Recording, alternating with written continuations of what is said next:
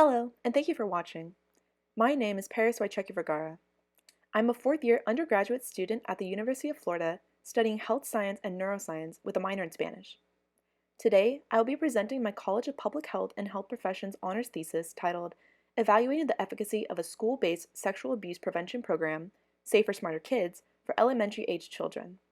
My mentor, Dr. Shani Carr, is an educational psychologist who is affiliated with UF as a postdoctoral research associate and lecturer.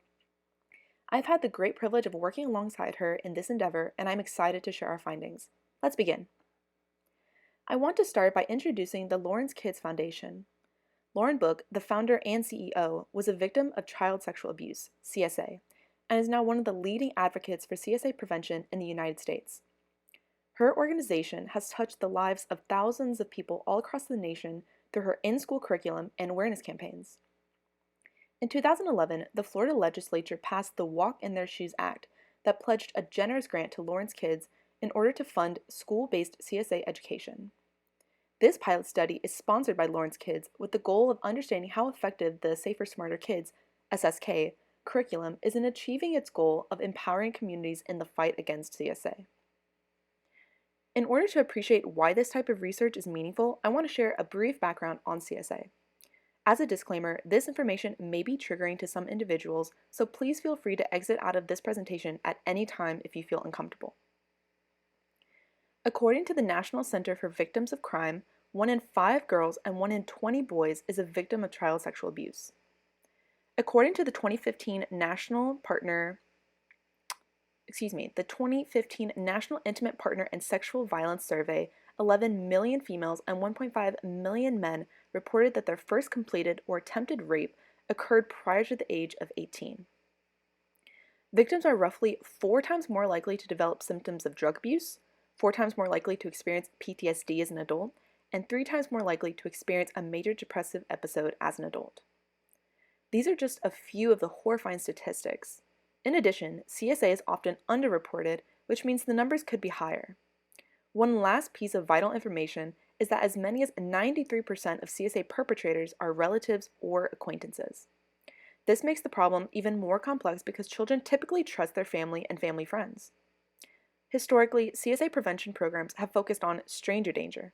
However, it is evident that this approach is futile.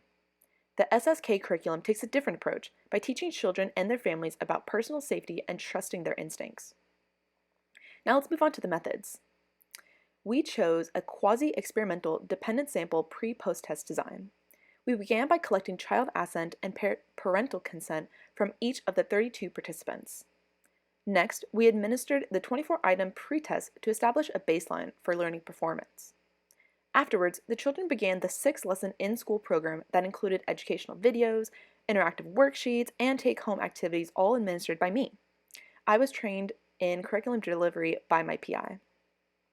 Lastly, once the program was finished, we gathered the post-test data by using the same questionnaire and assessing whether student scores improved, stayed the same, or worsened. As you can see near the bottom of my poster, I highlighted all the materials I was given to teach the lessons.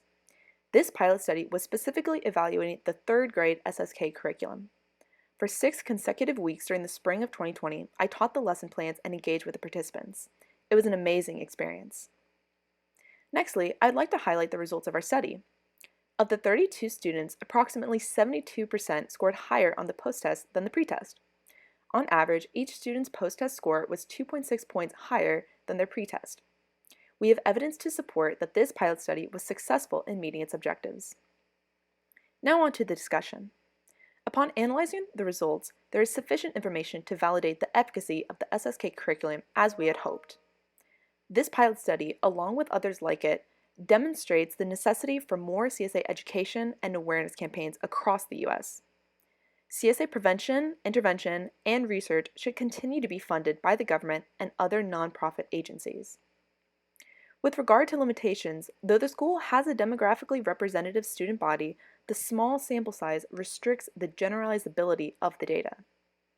I would also like to indicate future directions for this type of research. Besides using a larger sample size, researchers should consider exploring how the SSK curriculum compares to similar school-based safety programs across the country and the world. In all, I would like to extend a special thank you to the Lawrence Kids Foundation for sponsoring this project and all the wonderful colleagues at the elementary school where the study was conducted. And thank you to those who watched this video. Education and awareness are the best ways to protect our communities from CSA, so thank you for playing a part in CSA prevention. I hope you have a great rest of your day.